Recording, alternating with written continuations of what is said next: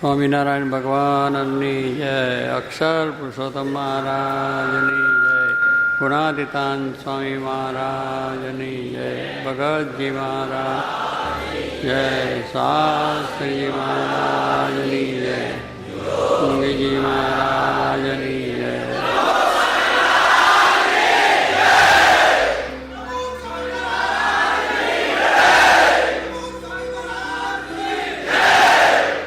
કાર્યકર્તાઓની પણ બસ તમારે બધું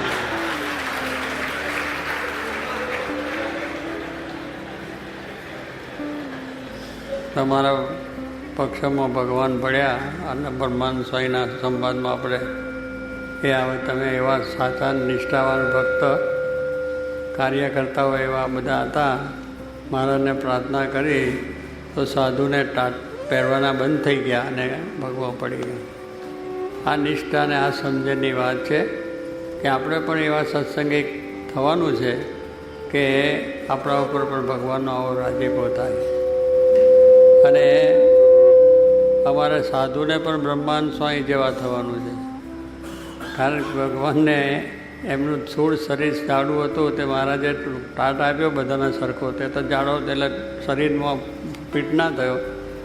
મહારાજ કે નહીં, બધાને છે આપ્યું છે એ પ્રમાણે જ તમને આપશું. બ્રહ્માંડ સ્વામી એટલે તો આપ જાણો છો આપણા સંપ્રદાયમાં અને સત્સંગમાં બહુ મોટા સંત હજારો રાજા મહારાજાને રીઝવે અને સરપાવ લે એવી એમની કવિત્વ શક્તિ હતી. એવા એ મહાન હતા. રાજા મહારાજાઓ નમે સરપાવ આપે એટલું માન મળતરમાં પોતા હતા એની પાસે. પણ એ મહારાજે એમને સાધુ કર્યા અને બ્રહ્માંડ સ્વામી નામ પાડ્યું. પણ ભગવાનની આજ્ઞા છે એ રજે રજ પાડતા હતા. ભગવાનનો એવો અદ્ભુત મહિમા સમજતા હતા. અને એટલા માટે આ પ્રમાણે એમને પણ મહારાજે આવા મોટા સંતને પણ, કારણ કે એ કાર્યકર હતા, આગળ પડતા સંત હતા, એટલે એમને પણ આ વસ્તુની અંદર પોતે મહારાજને રાજી કર્યા કે શું એક આ ટાટ આપ્યો તો પણ પછી એમને લીધો ખરો, પણ પેલું શરીર જાડું તો પહેરાય ને. મહારાજે શું કહ્યું કે પાત્રા થઈ જાઓ.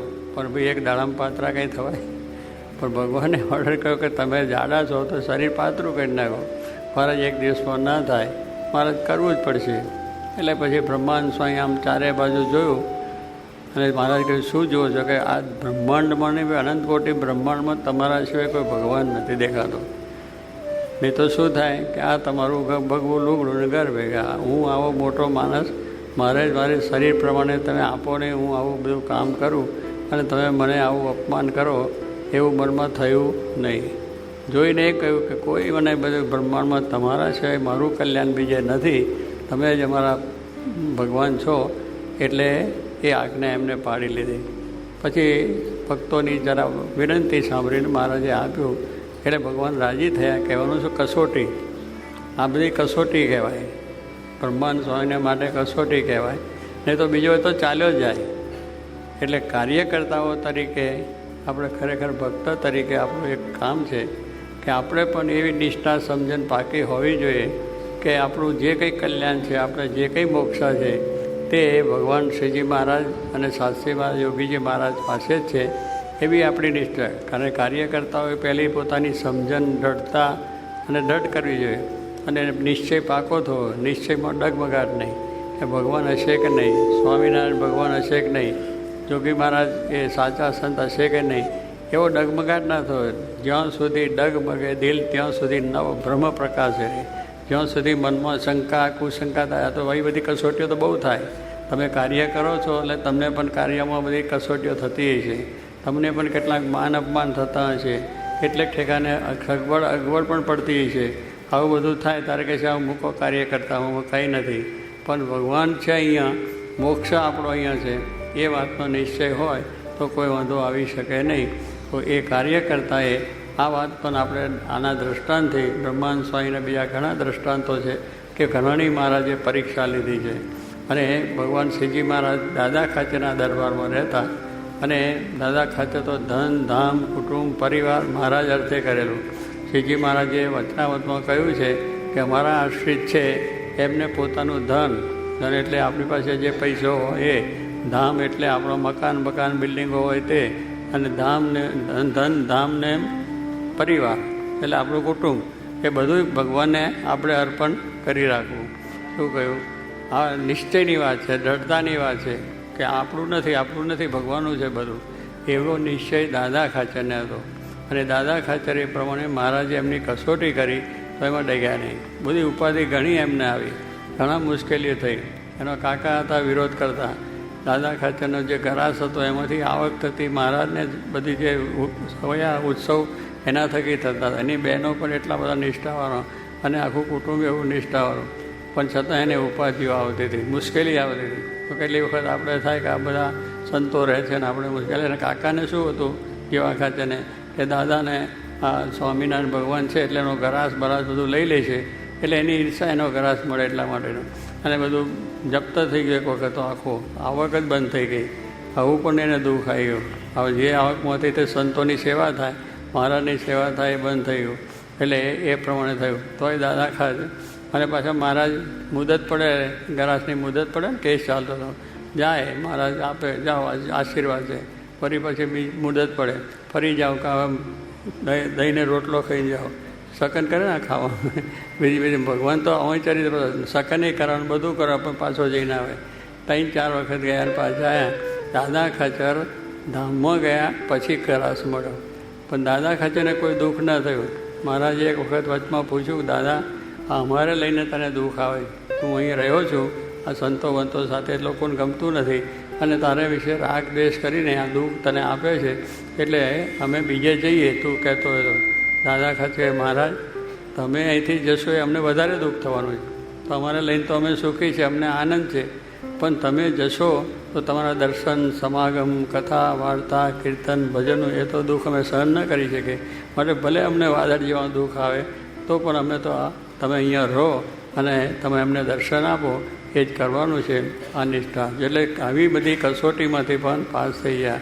એટલે દાદા ખાચરને મહારાજે કહ્યું કે તમે મારા એમનો એક દાદા ખાચર ત્યાં કેમ રહ્યા એમ લોકો પૂછે કે દાદા ખાચરને કુટુંબને એમ મને ન ગમે એ કંઈ સ્વભાવ નહીં.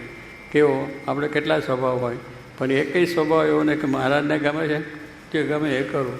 ગમે એટલી આપણી મનની દ્રઢતા કરી હોય, પણ મારે કહે છે આમ કરવું છે તો આમ.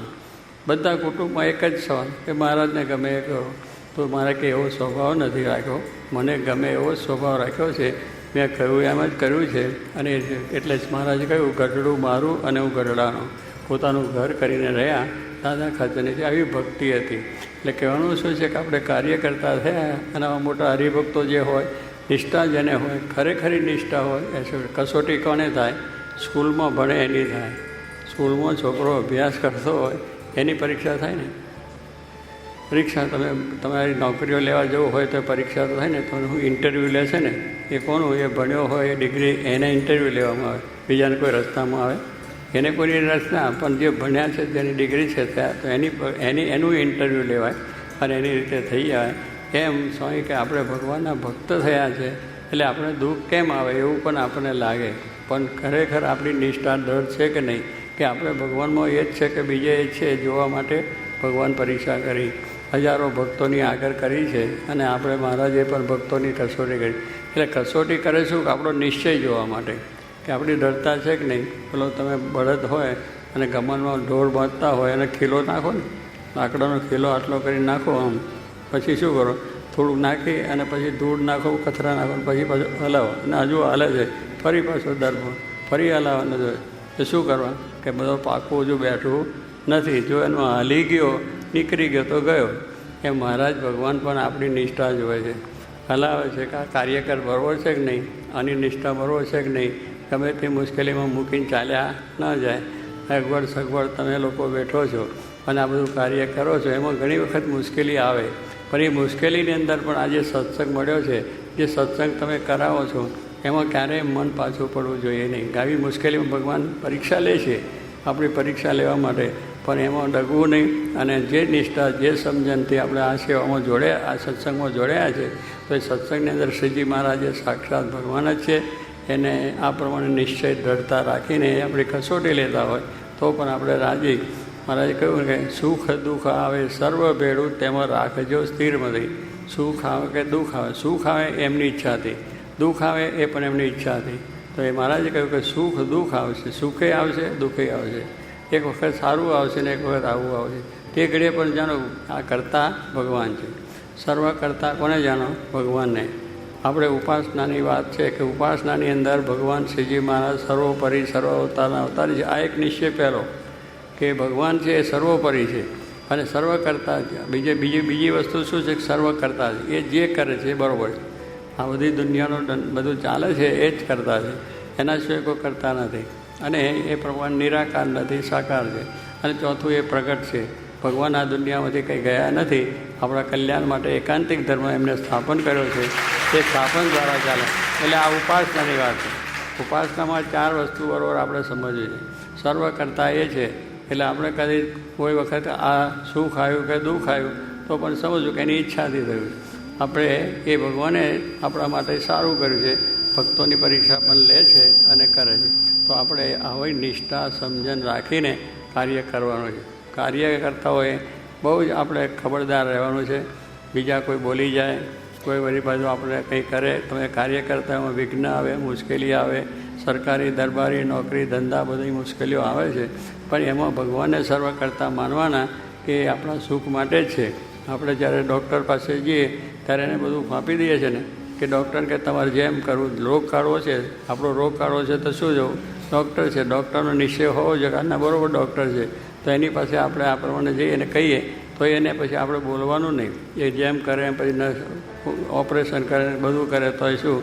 કારણ કે આપણે જાણ્યું છે કે આ ડૉક્ટર સાચા છે અને આપણું બરાબર ઓપરેશન થવાનું છે અને આપણું દરદ જવાનું છે. એમ ભગવાન છે એ પણ આપણા દરદ કાઢવા માટે આવ્યા છે.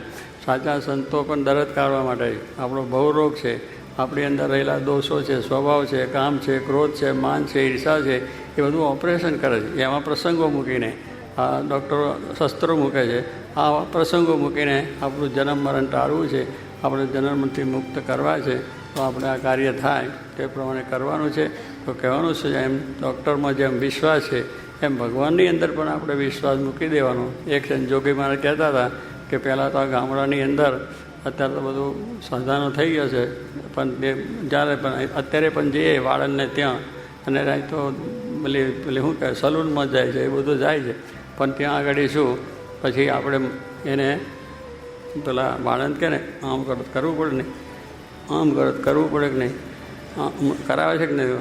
તે ઘડે તમને વિચાર આવે છે કે આ અસ્ત્રો ક્યાં મૂકશે, મારા ગરામ મૂકશે, આંખમાં મૂકશે, કે એવો વિશ્વાસ કેટલો છે કે ના એ બરાબર જ કરવાનો છે. તારે સ્વામી કહે છે કે આટલો સામાન્ય માણસ જે પોતે મૂડન કરે છે એમાં વિશ્વાસ કે અસ્ત્રો ક્યાં મારશે, કેમ કરશે, શું નહીં, બરાબર જ અજામત કરવાનો છે.